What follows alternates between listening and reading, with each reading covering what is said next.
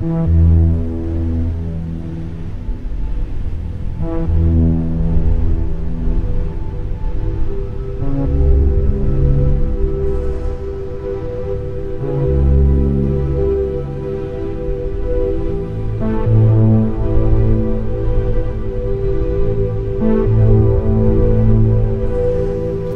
un réel plaisir pour nous, de l'exécutif municipal et du conseil municipal, de vous recevoir dans cette salle à l'occasion de cet atelier de présentation du programme de sécurisation des collectes des recettes municipales et de maturation du projet de professionnalisation du métier des mototaximens.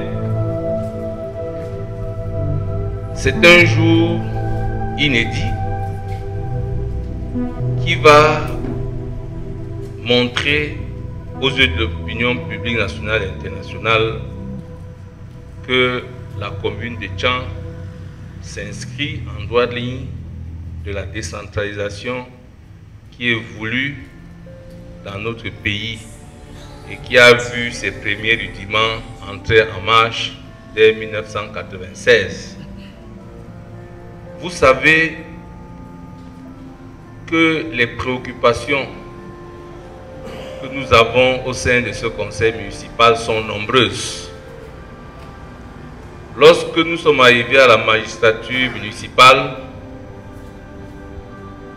nous avons décliné un certain nombre d'angles d'attaque, notamment ceux qui ont trait à l'assainissement, vu sous ces deux aspects, celui de la collecte, du traitement de la valorisation des déchets, celui de la libération des emprises, celui de l'embellissement de la ville, parce qu'assainir, c'est également ça. Le deuxième est celui de l'amélioration de l'eau en eau potable. Le troisième, celui de l'amélioration de l'eau en énergie. Et les autres sont simplement infrastructurels sur le plan routier, sanitaire, éducatif, la question des espaces verts, la question des gares routières qui taraudent nos esprits. Rien de tous ces projets-là ne peut se faire sans les moyens financiers.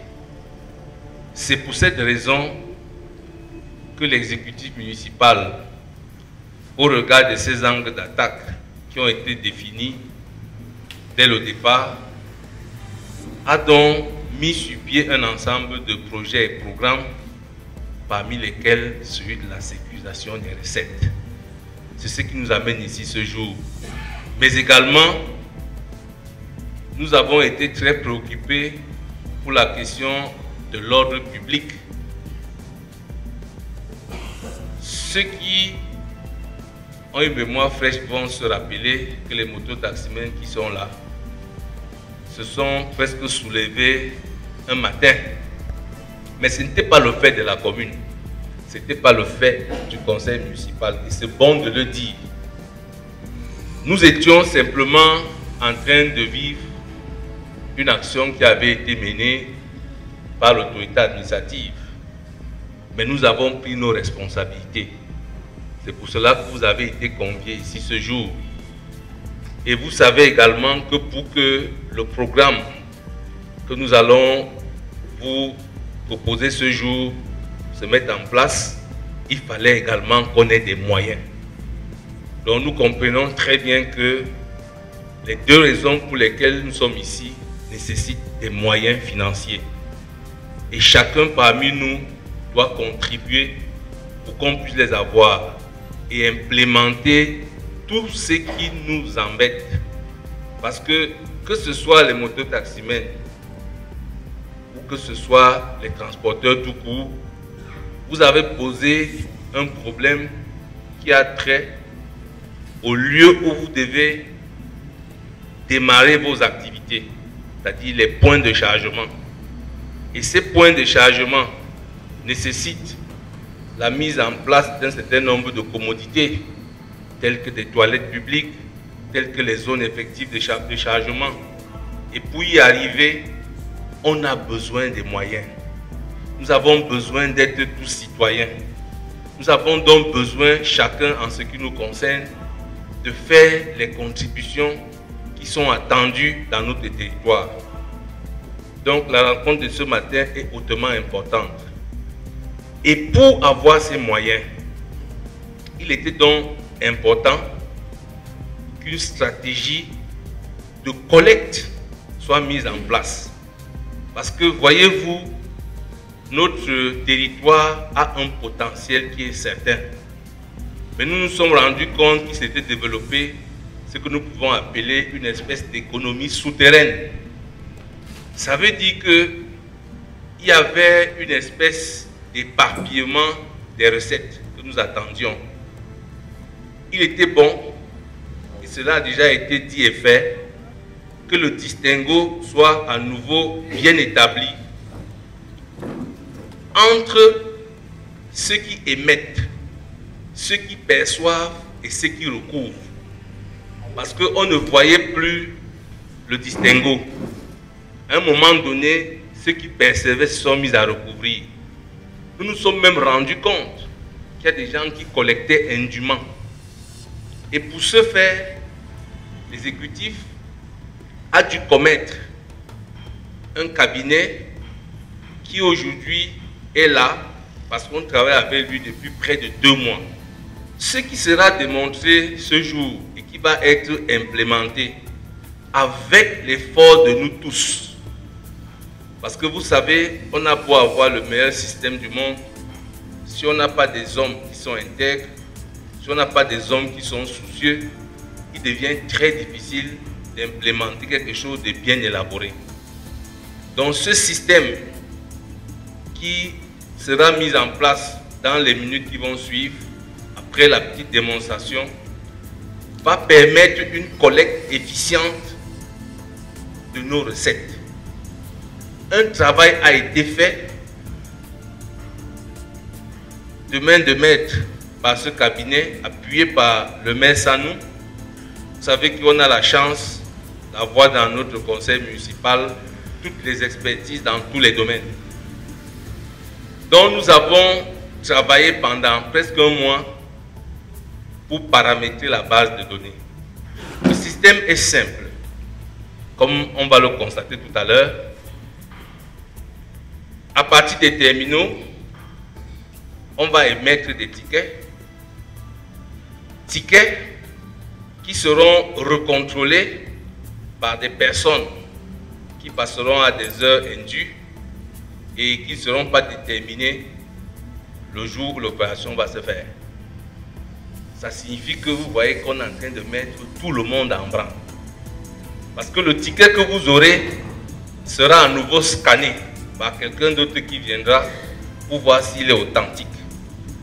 Et chaque perception qui sera faite, on aura un déclic au niveau de notre base de données ici à la mairie.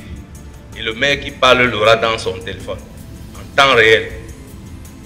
Ça permettra donc au conseil municipal, quand il va travailler dans la mise en place du budget pour l'année 2021, de savoir effectivement ce qu'il attend.